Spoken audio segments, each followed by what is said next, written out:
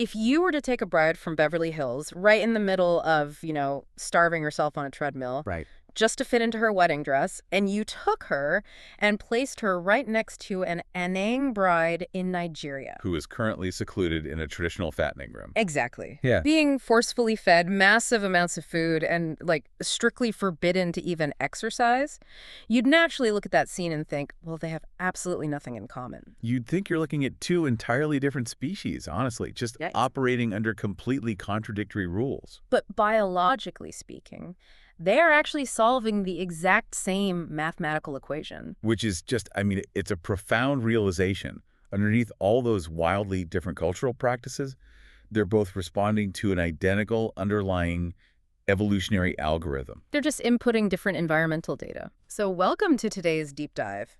If you're joining us, and yeah, I'm talking directly to you, the listener who loves to peer behind the curtain and question why we actually do the things we do, we have a truly staggering journey ahead of us today. We really do. Today, we're exploring research that digs into the biological, economic, and evolutionary underpinnings of human attraction, beauty standards, and even the origins of human intelligence itself. And we're going to be dismantling a lot of very comfortable assumptions today. Oh, yeah, big time. Because we like to believe that our desires are highly individualized. We like to think that when we look at a person or when we look in the mirror, the aesthetic judgments we make are purely our own subjective taste. Right, exactly. Like looking at a painting, you think, I just happen to prefer this shape or this look because it's uniquely my style. But the reality is that much of what we experience as like free will or personal preference is actually a highly rigid, deeply ancient set of biological hardwiring. So our mission in this deep dive is to isolate that hardwiring. We want to peel back the layers of high fashion, the shifting cultural trends, and the intense societal pressures we all navigate daily. To reveal the raw evolutionary mechanics operating underneath. Exactly. And I want to set the tone right out of the gate here. We are going to be navigating some sensitive territory today. For sure. We're talking about body weight, physical appearance, mating strategies, and intense societal expectations. But our goal here is pure, unadulterated scientific discovery. Right. We aren't here to judge the culture. We are here to dissect the biology that drives it. Which is a really crucial distinction to make. It is. Because to truly understand what is universally, unchangeably hardwired into the human animal, we first have to figure out what is not hardwired. We have to identify the cultural noise, right, so we can strip it away and find the biological signal. Yeah, exactly. And spoiler alert, there's an absolutely deafening amount of noise.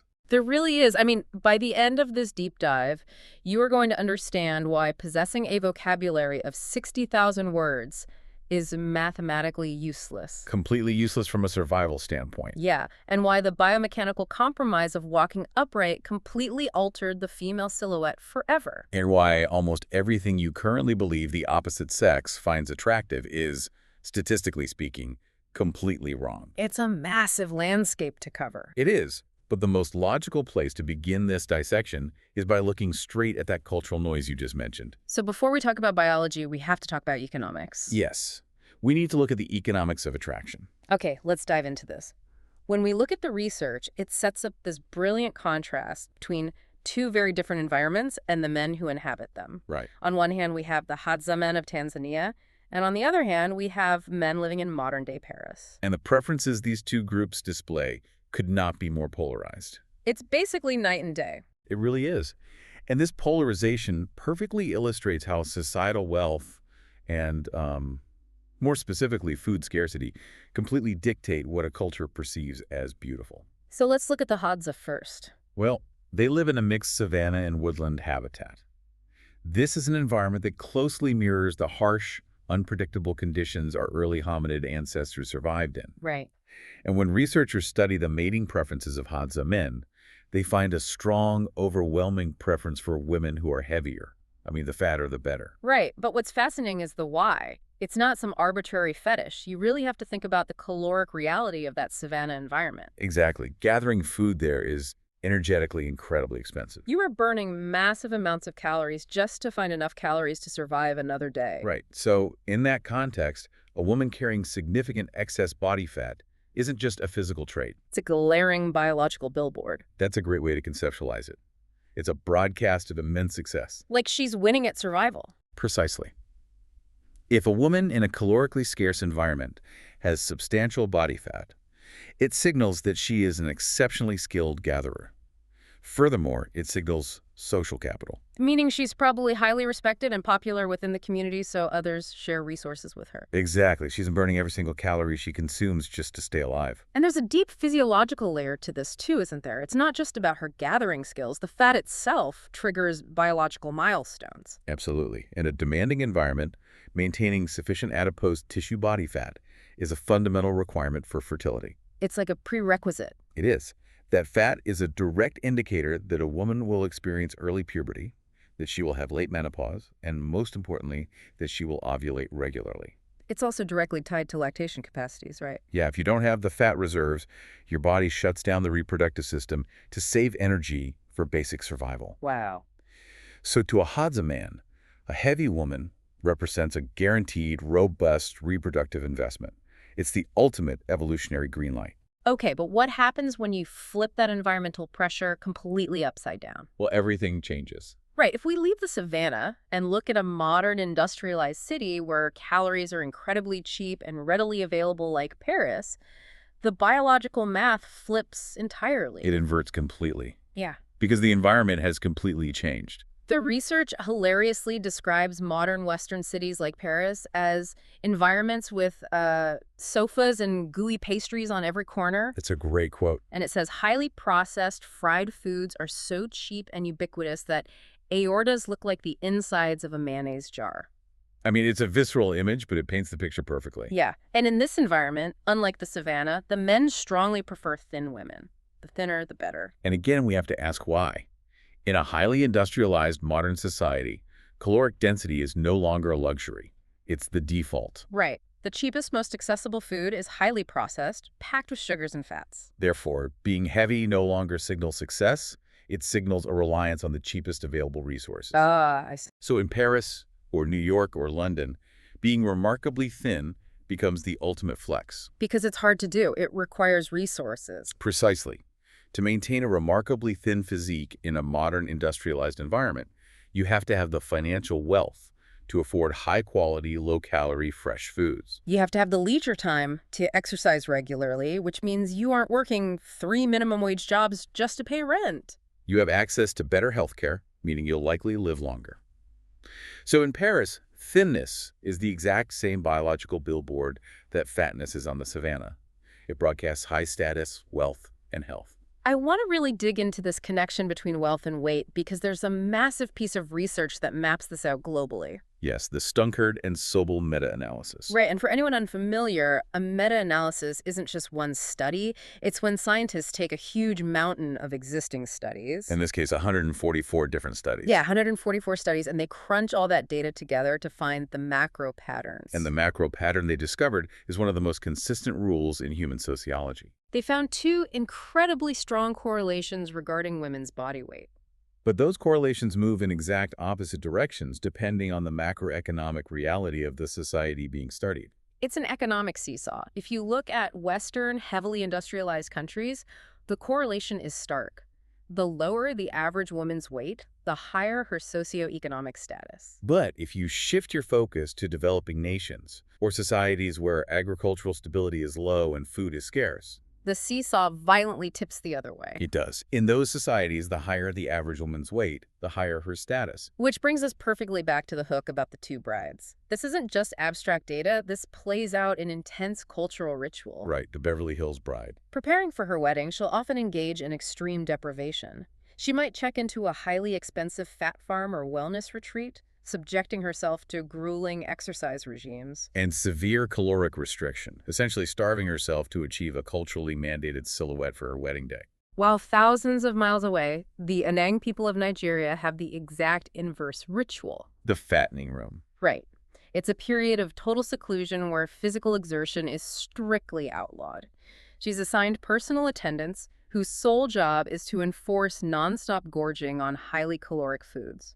The goal is to maximize her body weight before the wedding. And the research notes that when she finally emerges from this room, plump and glowing, the other young women in the community look at her temporary rotundity with deep, visceral envy. Because she achieved the high status marker for her environment. You know, thinking about this, it really reminds me of the history of eating lobster. Oh, that's an interesting parallel. Walk me through that. Think about it. Back in the 1800s in America, especially in New England, lobsters were so incredibly abundant that they would literally wash up on the beach in piles. Oh, wow. Because they were everywhere, they were considered literal trash food, they were fed to prisoners, to indentured servants, and even used as fertilizer. Right. It was a negative status marker. Exactly. If you were seen eating lobster, it was deeply embarrassing because it signaled to the whole town that you were desperately poor. That's fascinating. But then, as overfishing decimated the coastal populations, and the invention of refrigerated train cars allowed lobsters to be shipped to wealthy inland cities like Chicago and New York. Or they were incredibly rare. Right. The perception flipped overnight.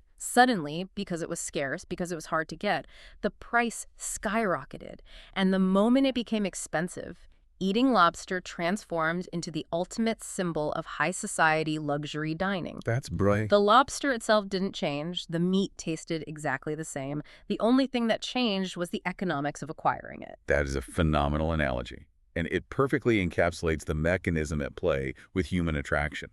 It is rarely about the physical object itself. Right. It's entirely about the scarcity of the object. Okay, but I have to push back here. Go for it. If you're telling me that in Paris, thinness is beautiful because of cheap calories, and in Tanzania, fatness is beautiful because of calorie scarcity, then physical attraction isn't biological at all. It's Right. purely economic. We're not actually attracted to a specific body type. We're just sexually attracted to whoever possesses the ultimate markers of wealth. Are we just biological gold diggers? You are hitting on the fundamental tension of this entire discussion. Hmm. The answer is highly nuanced. What you're describing is the core rule of cultural beauty, which dictates that prestige is beautiful. Okay. Human beings are deeply social, hierarchical primates. We are absolutely hardwired to be attracted to high status. Because aligning yourself with high status historically guaranteed better survival outcomes for you and your offspring. Exactly. Therefore, whatever physical shape or trait or even skin color is the absolute hardest to achieve in a given environment automatically becomes the ultimate symbol of status. We internalize that status as beauty. You mentioned skin color, and the historical research on that is wild. It follows the exact same lobster economics. It does. Look at the pale versus tan dynamic among Caucasians. Right. For centuries, the economic reality was that the lower classes, the peasants and laborers, worked outdoors in the fields under the sun. The aristocrats and the wealthy elite sat inside castles and manors. Therefore, pale skin was considered the absolute height of beauty. It was a physical proof of your wealth. It Yeah. said, look at me, I do not have to perform manual labor. Women would literally paint their faces with toxic lead just to appear paler. It was a deadly pursuit of status. Exactly. But then the Industrial Revolution radically altered the economy. Yeah. The laborers were suddenly forced indoors, working 14-hour shifts in dark, soot-filled factories. Suddenly, the poor were pale. And at the exact same time, the ultra-wealthy began taking leisure vacations to exotic sunny locales. The Riviera, the Yeah. Caribbean. Yeah. So almost overnight in evolutionary time, a deep, dark tan became the new standard of beauty. But biological preference didn't change. Nope. The economic indicator of who had the most free time and disposable income changed. It is so incredibly malleable. The research even points out that when one nation conquers another within a single generation, the conquered people will actually learn to find the physical traits of their conquerors more attractive. Because the conquerors now hold the keys to power and prestige. Just whatever symbolizes high status, we try to mate with it. That is the blunt, overarching rule of cultural attraction. Yes, and there's a historian mentioned in the research, Roberta Side, who mapped out exactly how our modern, well-fed Western society completely warped its perception of thinness over the last century. Right. It wasn't a static thing. Not at all. She outlines this timeline where at the turn of the 20th century, thinness was just a mild preference. But as industrial food became more prevalent during the 1950s, that preference escalated into a prejudice against heavier people. And by the 1960s, with the rise of fashion media, it became a myth of the ideal life. Throughout the 1970s, it calcified into an obsession. And by the time we hit the fitness crazes of the 1980s, the pursuit of extreme thinness had literally evolved into a religion. And that religion culminates in the often absurd, slightly disturbing imagery we see in modern high-fashion advertising. Oh, definitely. You look at these billboards, and they feature models who deliberately look exhausted. They have dark circles under their sunken eyes, their clavicles and ribs are starkly protruding. They have these sullen, almost angry pouts. Yeah, and this aesthetic is aggressively marketed to us as the absolute pinnacle of sexiness and desirability. Which, if you think about it from a survival standpoint, makes zero sense. They look like they are dying of starvation. But from an economic standpoint, it makes perfect sense. Because it's hard to do. Right. Looking like you are actively starving in a city defined by absolute caloric abundance is incredibly difficult, expensive, and time-consuming to achieve. It requires personal trainers, dietitians, immense willpower, massive disposable income. It is the ultimate display of resource control. Okay, I'm tracking with you, but if I'm listening to this right now, my main takeaway so far is that everything is a cultural illusion. I can see why you'd think that. Beauty is entirely subjective. Weight preferences flip upside down based on GDP. Skin color preferences flip based on who works in a factory versus who goes to the beach. It seems like the mirror is just reflecting whatever the current economy value is. Exactly. It feels like there are no actual underlying biological rules at all. And this is exactly where the narrative takes a massive pivot. Oh. Because while it is absolutely true that cultural status symbols wildly fluctuate based on economics, there is a deeper layer. Beneath the noise of wealth and fashion, there is one highly specific physical metric, one exact mathematical ratio that refuses to change. It entirely defies cultural programming. It defies the economics of the 21st century, just as it defied the economics of the Pleistocene era. Enter the eternal 0.70. The golden ratio of fertility. Let's get deeply specific here. What exactly is this mathematical constant? We are talking of the waist-to-hip ratio, commonly referred to in evolutionary biology as the WHR. The research is emphatic about this. There is a universal standard of female beauty that is fundamentally shared by virtually all human cultures across all periods of history. That standard is a WHR for 0.70. Which simply means that the circumference of a woman's waist is exactly 70% the circumference of her hips. Exactly. And what blew my mind reading this is how this ratio operates completely independently of total body weight. Yes. It slices right through the cultural noise we just spent 20 minutes talking about. That's the fascinating part. Those Hadza men in the savannah who demand heavy, plump women. Yes, they want heavy women, but specifically, they want plump women whose waists are exactly 70% of their hips. And the rural Jamaicans, who also value larger body types, they strongly prefer the 0.70 ratio as well. You can trace it back thousands of years before written history. Look at the ancient archaeological record. Right, the famous Venus figurine. Like the Venus of Willendorf. These have been dug up in sites stretching all the way from Western Europe to Siberia. These are prehistoric statues carved by nomadic hunter-gatherers. They depict women who are enormously, almost impossibly fat, clearly representing extreme fertility and caloric success. But when researchers actually measured the dimensions of these ancient carvings, the vast majority of them maintained that exact golden ratio. 0.70. The researchers actually joke that these prehistoric sculptors were absolute sticklers for the universal waist-to-hip ratio, even if they completely ignored the universal fact that human women usually have faces and feet. Which highlights what the primitive male brain was selectively focusing on. Exactly. And when you bring this mathematical constant into modern pop culture, the timeline is just staggering. Researchers looked at all the Miss America pageant winners spanning from the 1920s all the way through the 1980s. Which represents a period of massive, whiplash-inducing cultural shifts in fashion and ideal body weights. Huge shifts. You go from the boyish flapper era of the Roaring '20s through the voluptuous pin-up era of the 1950s, right into the aerobics and diet craze of the 1980s. And the overall body weights of these winners fluctuated wildly. They really did. But the researchers found that every single one of those 80 winners, regardless of her total BMI, had a waist-to-hip ratio that landed squarely in a microscopic window between 0.69 and 0.72. It is a remarkably tight statistical grouping. You see the exact same math in classic Hollywood icons, too. Like who? Sophia Loren, Audrey Hepburn women with vastly different overall frames, both hit that exact 0.70 mark. I think the extreme examples illustrate this the best. Let's look at the iconic supermodels who define entirely different eras of body types. Yeah. You have Twiggy in the 1960s. She was famously tiny, very straight up and down, incredibly low body weight. Her ratio, 0.7 This is to barely outside it. Right. Then you have Elle Macpherson in the 80s, who was nicknamed the Body. She was much taller, highly athletic, broad-shouldered. Her ratio was 0.69. Also extremely close. Then the 90s arrived with Kate Moss, who ushered in that extremely controversial heroin-chic, ultra-thin look. Kate Moss was exactly 0.70. And then, on the complete opposite end of the Wheaton-era spectrum, you have Marilyn Monroe. Who was famously much heavier than modern models. She was roughly a size 16 in her era's sizing. Right. A size 16, celebrated for her softness and extreme curves, but her underlying geometry, her waist-to-hip ratio, was a perfect 0.70. The data holds up to detached scientific scrutiny across entirely different mediums, too.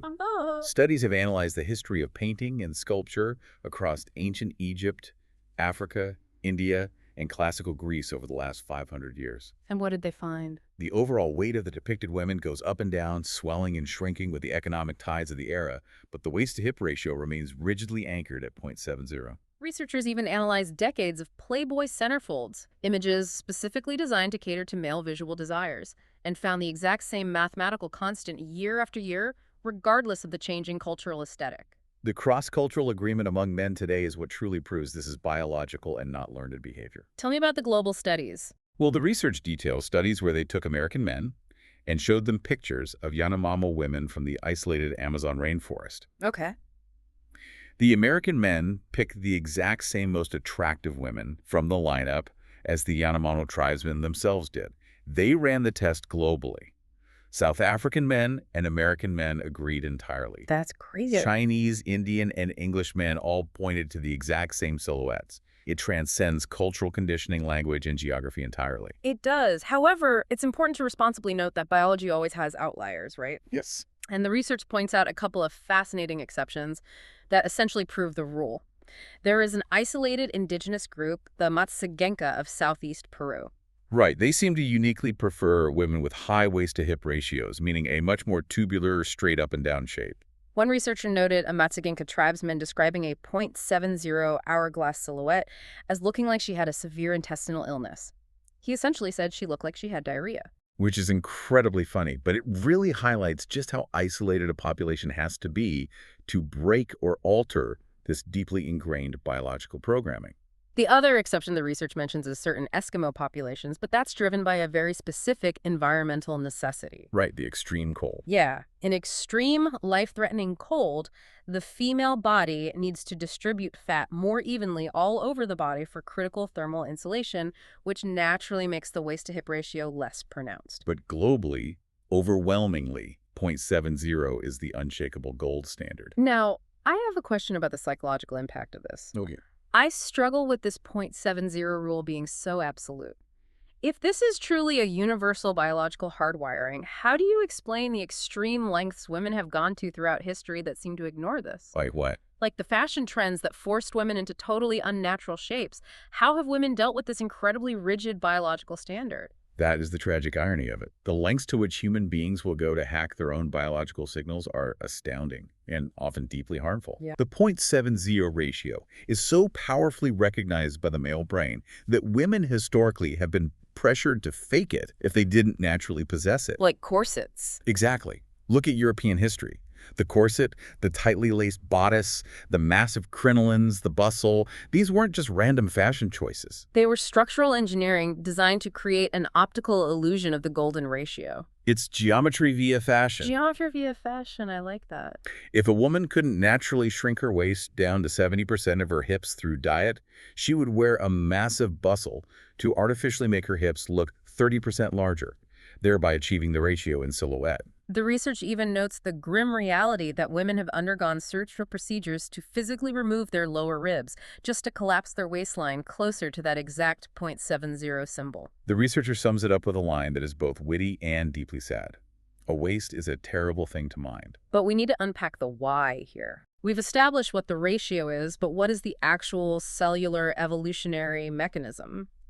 Why is the male visual cortex so obsessed with this specific geometry? What does a 0.70 actually communicate to the subconscious primitive brain? We need to think of the male visual cortex like a highly specialized primitive barcode scanner. A barcode scanner, all right. It is constantly scanning the environment, And it is pre-programmed by millions of years of evolution to only beep when it scans one specific geometric shape. And that's the 0.70 ratio. Biologically speaking, that 0.70 shape is a high-fidelity broadcast of health and extreme fertility. The waist-to-hip ratio is the most accurate visual proxy for reproductive viability available to the naked eye. As the research bluntly states, men want them ripe. But what is creating that shape hormonally? Right, what's happening under the hood? Estrogen. During puberty, a massive influx of estrogen fundamentally changes where a woman's body stores fat. Estrogen downregulates fat storage in the abdominal region, keeping the waist tight, and heavily upregulates fat storage in the glutofemoral region, which is the hips, buttocks, and thighs. And this specific fat distribution is crucial. Yes. The fat stored on the hips and thighs is rich in long-chain polyunsaturated fatty acids, particularly DHA. Which are absolutely essential for the immense neurological demands of building a fetal brain during pregnancy and sustaining it through lactation. Exactly. So when a man sees a 0.70 ratio, his conscious brain might just think, she's beautiful, but his primitive barcode scanner is reading, high estrogen, optimal fatty acids for fetal brain development, not currently pregnant by another male, and absence of metabolic diseases. It is a biological bullseye. Okay, that makes complete sense of why the ratio is attractive. But as I was reading this research, a much deeper, massive biological mystery jumped out at me. And this is where things get really crazy.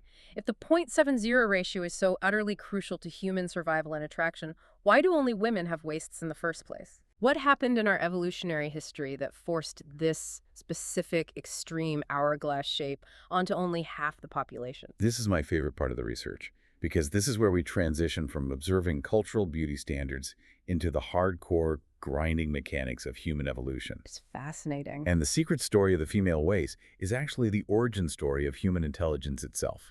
Let's lay down the biological baseline first so everyone understands how unique this is. Sure. The data shows that most healthy premenopausal women naturally fall into a waist-to-hip ratio ranging between 0.67 and 0.80. That's the hourglass. But men, healthy, non-obese men, range from 0.85 to 0.95. From a geometric standpoint, men are basically cylinders or blocks. Right. Furthermore, prepubescent girls do not have distinct waists. Their ratios look more like a male's. And crucially, postmenopausal women, as estrogen drops, generally redistribute fat back to the abdomen and lose that distinct waist. So the extreme 0.7 hourglass is a physical feature strictly temporarily bound to the fertile years of a human female. And it is completely unique to our species.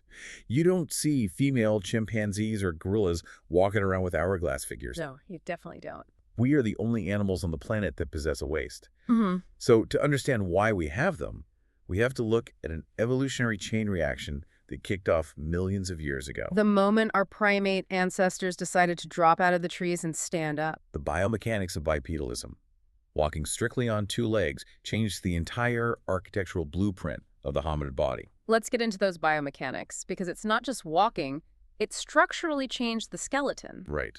To walk upright efficiently, the ilium, the large, broad bone forming the upper part of each half of the pelvis, had to fundamentally shift. Okay. The pelvic girdle had to become shorter and broader to stabilize the torso over two moving legs.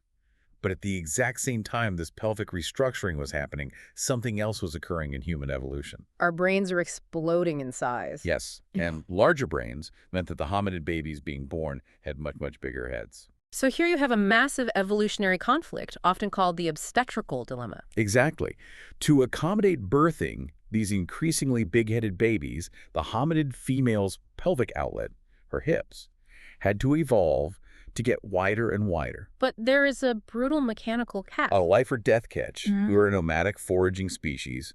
We had to be able to walk and run long distances across the savanna just to survive. Right. If the hips got any wider than a certain point, the angle of the femur to the knee would become too extreme. The biomechanics of walking upright would literally break down. Wow. So women would lose locomotive efficiency, they wouldn't be able to run from predators or forage effectively. The hips reached their absolute maximum width limit. Evolution hit a hard wall. I love thinking about this as humans hitting a hardware limit. The hardware, the physical width of the pelvic bone, could not be expanded any further. But the software, the human brain, kept evolving to be bigger and more complex. Right. So how did nature solve this catastrophic bottleneck? Nature compromised by essentially evicting the baby from the womb long before it was actually finished baking. That's a great way to put it. If you look at other primates, like chimpanzees or macaques, their infants are born with brains that are already a substantial percentage of their adult size. They are highly functional almost immediately. But humans are totally exceptional. Hmm. Human babies are born with brains that are only about 1/3 of their final adult volume. It perfectly explains why human babies are so incredibly, pathetically helpless compared to every other animal on Earth. Think about a baby horse. Yeah. It drops out of the mother and is literally walking, standing, and running an hour later. Yeah. A human baby is essentially born as a rough draft. Rough draft is a brilliant analogy. It's like a video game releasing in early access. The hardware, the mother's hips, literally couldn't accommodate the fully downloaded, 100% finished update. That's spot on. So the baby is pushed out into the world, barely functioning, requiring massive, years-long patches and updates just to survive. The physical reality is stark. A newborn human's head is completely, comically out of proportion to its body. It is so heavy and the neck muscles are so underdeveloped that the infant cannot even lift its own head off the ground. A human baby won't be able to walk independently for 10 to 12 months. That incredibly long infancy, followed by a uniquely extended childhood and teenagerhood, is the heavy tax we pay for possessing such a massive, complex brain. But there is an incredible silver lining to being born as early access software, isn't there? There is. Because the brain-building process had to happen outside the womb, it meant that human brains were developing, forming synapses and pruning connections while actively interacting with the external world and the community. Right. We weren't hardwired in the dark isolation of the uterus. We were wired by our social environment. The research notes that this exact dynamic made us a culturally malleable animal, which made us geniuses. It is perhaps the most profound realization in all of evolutionary biology. We literally owe human intelligence, the development of complex culture, art, science, and our capacity for genius directly to the physical, biomechanical limitations of hominid women's hips. Okay, my mind is thoroughly blown by that. But let's connect the dots back to the main topic. Okay. Hips hit their maximum physical width. Brains are developing outside the womb. What does any of this have to do with the invention of the hourglass waist? This is where intense evolutionary sexual competition kicks in. Remember our barcode scanner? Yeah, the scanner. Men were biologically, relentlessly programmed to seek out and mate with women who possessed the widest possible hips. Why? Because a woman with wider hips had a statistically better chance of surviving the dangerous birth of a big-brained baby. But since the female hips couldn't physically get any wider without crippling her ability to walk, Evolution had to get highly creative to keep the men interested. It created a permanent optical illusion. a waist. Exactly. Yeah. Hips couldn't get mathematically wider, so the waists evolved to get drastically slimmer. Women evolved narrow, cinched waists to essentially hack the male visual system. Ah, I see. A small waist creates a stark contrast that makes the hips appear much larger and wider than they actually are. The research explains how this drastically affected how female bodies metabolize and store fat, right? Yes. To maximize this visual illusion, fertile women evolved to aggressively keep fat away from their abdominal region, keeping the waist as small as possible, and instead deposit it heavily on their buttocks and thighs. The research throws out this absolutely wild anatomical statistic. Which is? For a healthy, fertile woman, her thighs alone account for roughly 1/4 of her total body weight. Wow. The author of the study notes this with a touch of irony, quipping, "Aren't you women lucky?" Yeah, lucky. But it highlights a vital, brutal biological strategy. When you belong to a sex that has to compete fiercely for high-quality mates, you need to announce your fertility loudly and clearly. But you cannot compromise your physical survival, your ability to walk and run in order to do it. The waist is the ultimate evolutionary workaround. So in evolutionary biology terms, the narrow waist and the heavy fat distribution on the thighs are what scientists refer to as a peacock's tail. Right. And a peacock's tail is the classic example of a sexually selected display trait. Precisely. It is a physical feature that evolves and becomes highly exaggerated simply because the opposite sex finds it visually attractive. It evolves to send a message, sometimes far beyond what is strictly practical for daily survival. The extreme human female waist is a primary, brilliant human peacock tail. It really is. Okay, let's pause and synthesize this. We have established that millions of years of rigorous life-or-death evolutionary selection have fine-tuned these visual cues. Yes. Men's brains are hardwired to scan for the 0.70 waist-to-hip ratio. Women's bodies evolved complex optical illusions to broadcast that exact signal. You would naturally assume that, with all this ancient biological math running flawlessly in the background of our subconscious. Modern men and women would be perfectly intuitively attuned to exactly what the opposite sex wants to see. You would certainly assume that. Seems logical. But the reality of modern human interaction is that we are spectacularly, almost comically bad at guessing what the other sex actually desires. Which brings us to a section of the research you mentioned earlier. The funhouse mirror. Yes, the funhouse mirror. It is endlessly fascinating because it explains so much of our daily modern anxiety. We're totally, hopelessly disconnected from reality. The text details a specific cartoon study that perfectly illustrates this psychological disconnect. Right, researchers wanted to map out perceived desire versus actual desire. They took a large group of American men and women and showed them a series of simple illustrations of both male and female figures. These cartoons were identical in facial features and height, but they ranged on a sliding, gradual scale from highly overweight to ultra slim and highly muscular. Let's look at the women's choices first, because it's so revealing. When the researchers asked the female participants which cartoon guy they personally found the most physically attractive, what did they pick? The results were very clear. The women predominantly picked the male figure with a moderate, average waist-to-shoulder ratio. They did not want the extremes. Oh, interesting. In fact, the data notes that significantly more women picked the slightly chubby, solid, average guy than the super He-Man, massively muscled, veiny bodybuilder type. Right. They wanted a normal, solid guy. But then the researchers flipped the perspective. They asked the women to look at the female cartoons and choose which gal they believed the men in the study found most attractive. And overwhelmingly, almost uniformly, the women chose the super slim, almost emaciated cartoon female. They fundamentally assumed that men wanted the absolute thinnest option available on the spectrum. Okay, so then the researchers run the exact same two-part test on the male participants. First, they asked the men which cartoon gal they genuinely found most attractive. The men's choices were incredibly revealing, right? They were. While their choices were clustered within a slightly narrower range than the women's choices, almost all the men picked the moderately slim but still clearly buxom, full-figured cartoon. Statistically, very few men actually picked that super slim cartoon that the women were so convinced they wanted. And the mirror shatters completely when you ask the men the second question. The researchers asked the men to pick the cartoon guy they thought the women found most attractive. And most men immediately, confidently pointed to the massive He-Man, ultramuscular bodybuilder guy. It's hilarious, but honestly, it's also kind of tragic. Both men and women are wildly, fundamentally overestimating the extreme desires of the other sex. Think about the real-world implications of this. Women are spending billions of dollars dieting and literally starving themselves trying to look like ultra-skinny runway models. Entirely convinced that's what men desire. When the data shows most men actually prefer a moderately slim but distinctly full-figured woman. Meanwhile, men are spending countless hours in the gym, taking supplements, trying to look like the Incredible Hulk, entirely convinced that's what women want.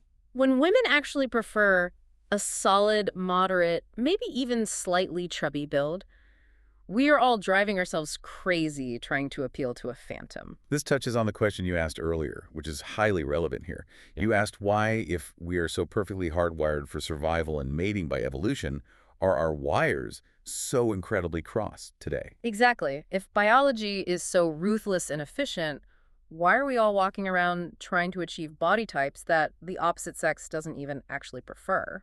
It all comes back to the crucial difference between raw biological attraction and artificial cultural status, which we unpacked with the Paris and Beverly Hills example. Oh, right. We are currently living in a modern, hyper-mediated environment that artificially inflates and aggressively markets extreme status symbols. The fashion industry, the fitness industry, social media algorithms. They all project ultra-thinness for women and hypermuscularity for men as the ultimate exclusive markers of high status. Because we are social primates, we deeply internalize those cultural status markers. The glitch happens because we mistakenly conflate those cultural status markers with baseline biological attraction. We are exhausting ourselves trying to win a cultural economic game, completely mistaking it for a biological imperative. But the underlying biology still trumps the cultural noise if you look closely enough at the data. The research highlights this incredible chubby versus skinny paradox within that very same cartoon study. Yes. Remember how the data showed a small subset of men did actually pick the skinniest cartoon woman? Well, the researchers didn't just stop there. They dug deeper into that specific group. The follow-up test is the most important part of the study. Right.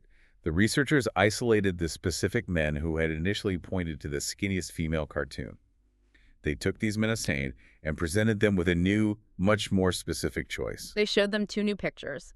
Picture A was a heavily overweight cartoon woman, but she was drawn with a mathematically perfect 0.70 waist-to-hip ratio. And picture B was a very thin cartoon woman, but she was drawn with a higher, much less pronounced, more tubular waist-to-hip ratio. And the result of this follow-up, most of those exact same men, the ones who had supposedly just declared they preferred skinny women above all else, Actually switched their preference on the spot.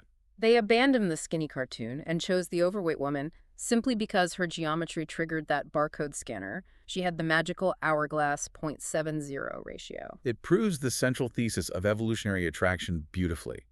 Signs of cultural status, like a person's overall body weight, their BMI, or their extreme muscularity, are highly variable. They are easily confused and manipulated by our modern, media-saturated brains. The waist-to-hip ratio is eternal geometry.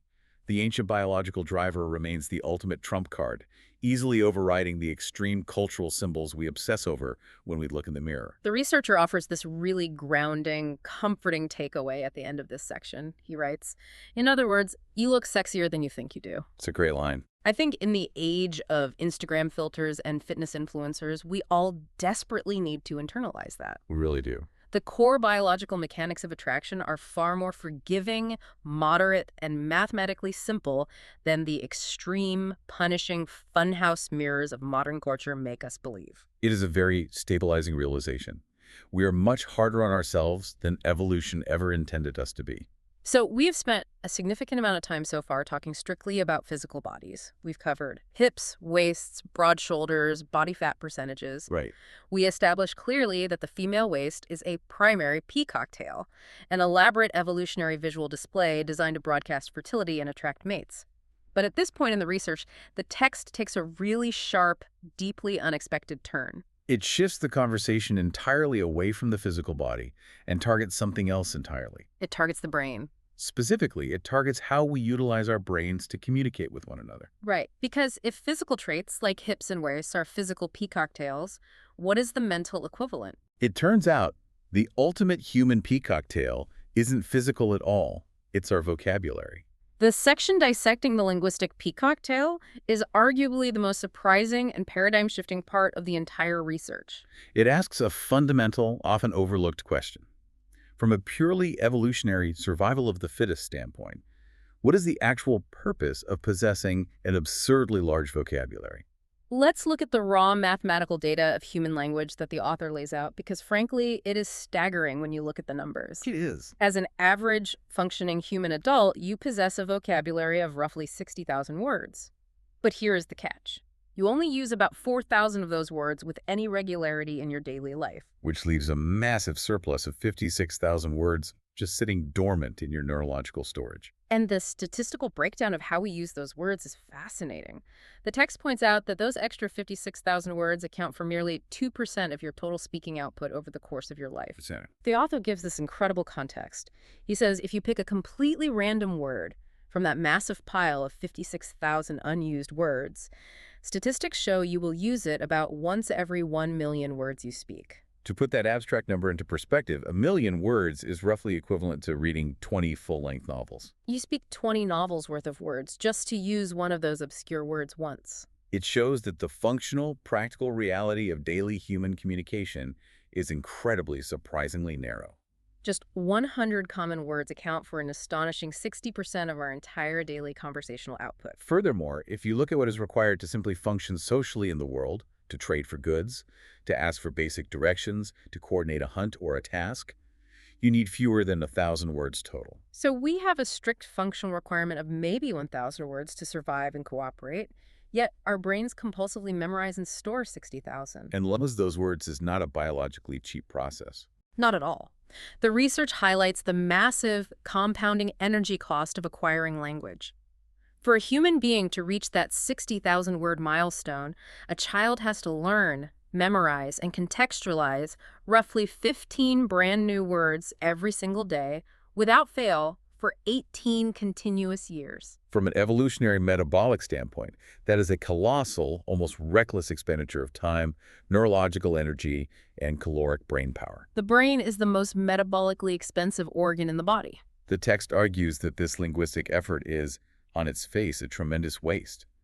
Those children could be spending that massive neurological energy learning highly practical, immediate survival skills. Like how to track an animal, how to grow their own food. Or, as the author humorously notes, how to amortize their parents' mortgage. I try to picture it like a car. It's like going out and spending $2 million on a highly engineered carbon fiber hypercar that has a tested top speed of 250 miles per hour. But you live in a densely packed city, and the only driving you ever do is taking it 3 blocks to the local grocery store in a strict 30-mile-per-hour zone. The staggering capability of the machine completely and utterly exceeds its practical utility. That is the perfect analogy for the human brain's language center. So the ultimate evolutionary biology question becomes, if the hypercar isn't built for the 30-mile-per-hour commute to the grocery store, what is the hypercar actually for? It's to make sure that absolutely everyone on the street sees you driving the hypercar. Exactly. The conclusion the research arrives at is blunt, but it is scientifically incredibly sound. The vast, overwhelming bulk of human vocabulary is purely ornamental. It did not evolve for survival efficiency. No, it evolved primarily because it got our ancestors sex. As the text memorably and somewhat crudely puts it, bullshit gets you laid. This leads right into what the author coins the BOINC principle. I absolutely love this part. It's very descriptive. The author argues that from a purely utilitarian information transfer standpoint, there's absolutely no functional, survival-based need to have dozens of complex synonyms for the act of mating. You don't need to expend brain power memorizing how to say you want to copulate, ravish, seduce, despoil, or deflower. A perfectly serviceable, single grunted word works just fine to convey the intent. The sheer redundancy of our language is the evolutionary giveaway. If human language were evolved purely for efficient, rapid information transfer, like a military code or a computer language, we would sound much more like machines. We would be brief and literal. The massive, excessive vocabulary is, in fact, a sexually selected trait. It is intensely, undeniably wasteful. Which, as evolutionary biologists know perfectly well, is exactly what a sexy trait is supposed to be. Okay, we need to bridge these concepts. Explain that connection to the peacock tail again, but specifically in the context of spoken words. Why on earth is biological wastefulness considered sexy to a potential mate? To understand this, we have to look at the actual literal peacock. Right. Its massive, iridescent, incredibly colorful tail makes it highly visible to every predator in the jungle. Right. Furthermore, it is heavy and cumbersome, making it very difficult for the bird to fly away from danger. It is a severe, life-threatening evolutionary handicap. So why have it? The message the male peacock is broadcasting to the female is not about practicality. The message is, look at me, look at my genetics. I am so genetically fit, I am so healthy, and I am so strong that I can afford to drag around this massive, colorful, entirely useless target on my back, and I still survive the tigers. Wow. It is what biologists call an honest signal of extreme fitness, precisely because it is so costly to maintain. Okay, that completely flips how I think about language. Ah. So our 60,000 word vocabulary operates exactly the same way. Right. When we use massive words, we are essentially telling potential mates, look at the health of my brain. I have so much excess neurological capacity, I have so much spare metabolic energy that I can afford to memorize 56,000 completely useless words just to entertain you and show off. Yes, precisely. Our expansive vocabulary displays the underlying health of what the text refers to as our sexiest organ, the human brain. It demonstrates how clever, how colorful, and how neurologically creative it is. And importantly, we have to remember our environment. Humans are an intensely tribal, deeply gossipy species. In a close-knit ancestral tribal setting, mating is rarely just a private, one-on-one transaction. You often have to impress the entire community to gain the social standing and prestige necessary to access the absolute best mates. So guys, as the research explicitly warns, just acting like a stereotypical dominant ape, puffing out your chest and yelling woo when you see a fertile mate, isn't going to cut it in a species this neurologically complex. We require wit to woo, our elaborate conversational skills, our ability to tell a captivating, twisting story, our rapid-fire jokes. Our human tales are quite literally our peacock tales. We outflirt and outmaneuver our genetic competitors with our diction. The author of the research actually demonstrates this concept in real time by intentionally using wildly, overly complex language at the very end of the section. He jokes about sesquipedalianizing his anti-disestablishmentarianism in order to formulate a new pickup line. It's a highly humorous meta-demonstration of using deliberately complex vocabulary purely as an ornamental, showy display of intellect. It honestly makes you rethink every single conversation you've ever had at a dinner party, a networking event, or a crowded bar. Every single time someone intentionally uses a $50 word, when a simple $5 word would have done the job perfectly, they aren't just communicating information. No, they are subconsciously fanning out their linguistic peacock feathers, hoping someone in the room notices the display. It is all biological signaling happening right beneath the surface of civilized conversation, which transitions us perfectly and quite logically into the final and perhaps most physically glaring example of an evolutionary peacock tale discussed in our source material. Yes, we are moving from the abstract words we speak back to the physical body, specifically to a very glaring physical anomaly in human males. We have spent a lot of time analyzing the evolutionary forces shaping female hips and waists and the mutual forces shaping the human brain.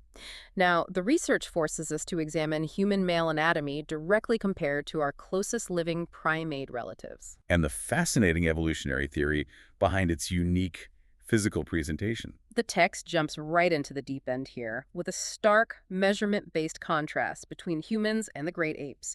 And frankly, if you are an ape, the measurements are pretty humbling. The author provides a highly specific comparative breakdown to highlight just how anomalous humans are. Let's look at the chimpanzee, which the text playfully refers to as the testicle king. Due to its highly promiscuous mating strategy and the massive size of its other reproductive organs. Despite that title, a fully erect chimpanzee penis measures roughly 3 inches. You move over to the orangutan, a mere 1.5 inches. And the massive, incredibly powerful, intimidating silverback gorilla, an animal that can weigh 400 pounds and snap a tree in half. Its anatomy measures just 1.25 inches. That's wow. Furthermore, the text points out a crucial, functional, anatomical detail about all of these apes. When their anatomies are flaccid, when they are not actively in use for mating, they are essentially invisible. They recede completely into the body. Which brings us to the glaring human anomaly. Yes. The text states that the erect Homo sapiens anatomy is, on average, 5 inches long. But the really significant evolutionary difference that the researchers focus on isn't just the sheer size, it's the permanent visibility. The human male anatomy is uniquely permanently visible outside the body, even when it is not actively in use. This constant prominent visibility is highly unusual among primates, and to understand why this happened, we have to cycle all the way back to a mechanical concept we discussed earlier regarding women's hips. Bipedalism. Right, the simple, profound act of standing up. When early hominids stood upright to walk the savanna, it didn't just alter the female pelvis to create the obstetrical dilemma. It fundamentally, architecturally altered how the male body was presented to the world and to potential mates. By shifting from walking on 4 limbs to walking on 2 legs, the male reproductive anatomy was suddenly structurally rotated forward. He was taken from underneath the body and put on permanent frontal display. The research states that some evolutionary biologists actually theorize that human males evolved to walk upright, at least in part, simply to show it off. To use this new posture as a literal, physical, biological billboard. It is theorized to be the ultimate physical male peacock tail.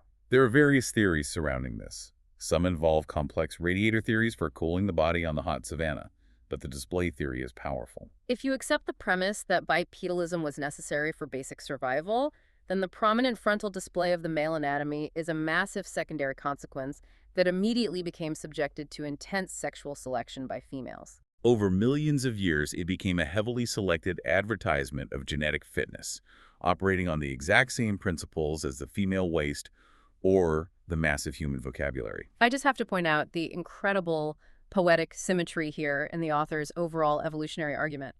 On one side of the gender coin, bipedalism mechanically forced women into a dangerous evolutionary corner regarding childbirth, Which subsequently led to the creation of the waist as an optical illusion, a massive display trait to attract men. But on the exact flip side of the coin, bipedalism in men may have evolved, or at the very least been heavily utilized, to create a permanent frontal visual display trait to attract women. Both sexes were radically permanently shaped by the simple shared act of standing up and needing to show off to each other. It is a remarkably elegant synthesis of millions of years of data. Both sexes have evolved highly complex, energy-intensive traits that go far beyond mere mechanical survival function. What this research ultimately proves is that our bodies are not just efficient machines for processing food and moving around. They are walking, breathing evolutionary resumes.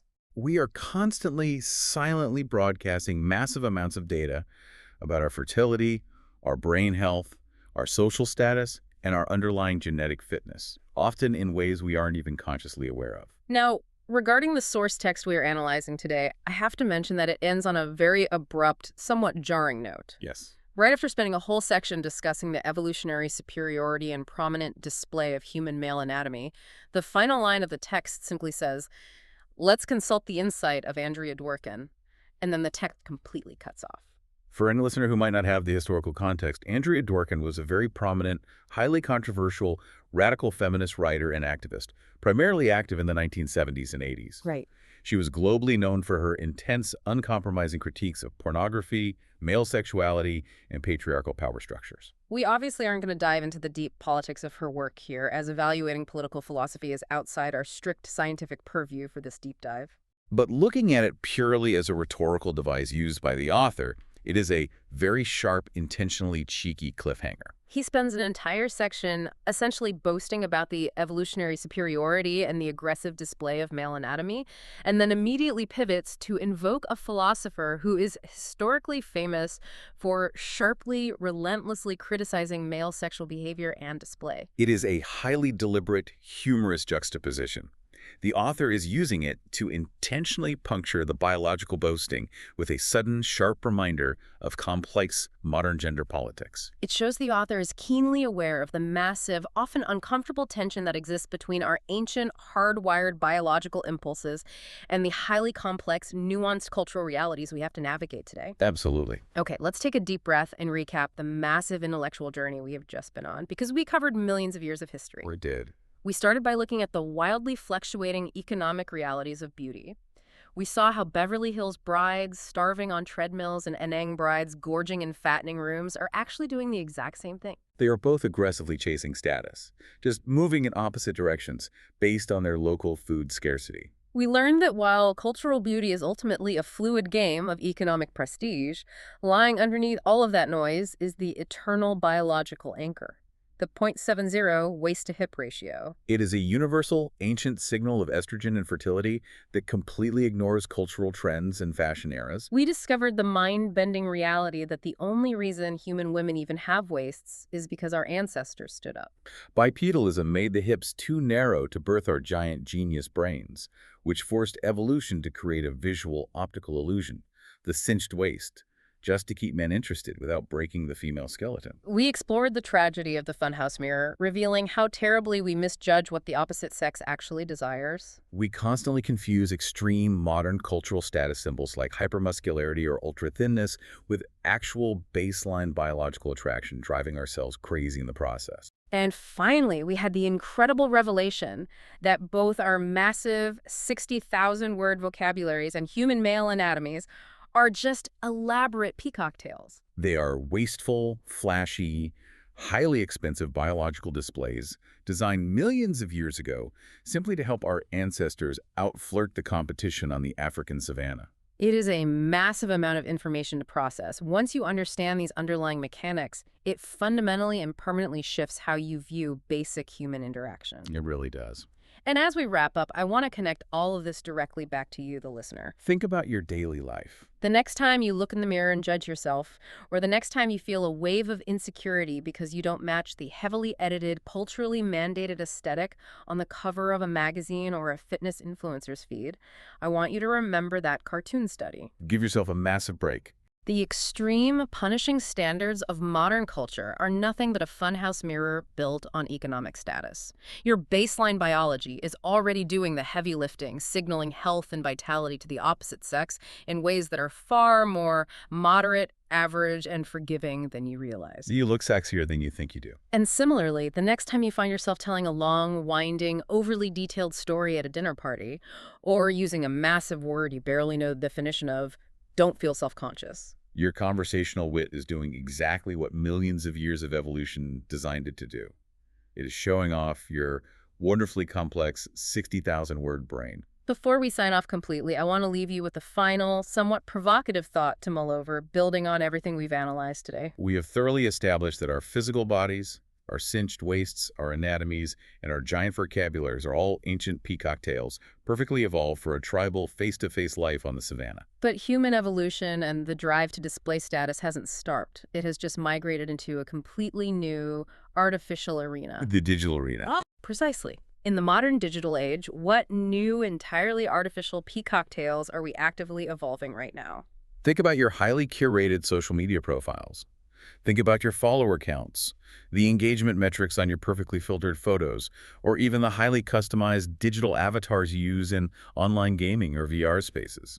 Are these digital constructs just the modern technological 21st century versions of a 0.70 waist-to-hip ratio and a 60,000-word vocabulary? Are we simply using fiber optic cables and algorithms to broadcast the exact same desperate evolutionary resumes we used to broadcast around a campfire? That is a brilliant, slightly terrifying question. Are our carefully curated Instagram grids really just digital fattening rooms and Beverly Hills diets? We will let you chew on that one. Thank you so much for joining us on this deep dive. Keep questioning the obvious. Keep peering behind the cultural curtains. Keep exploring the absurd, beautiful biological realities that make us human. And remember, the next time you harshly judge yourself in the mirror, the underlying math might just be working heavily in your favor. Catch you next time.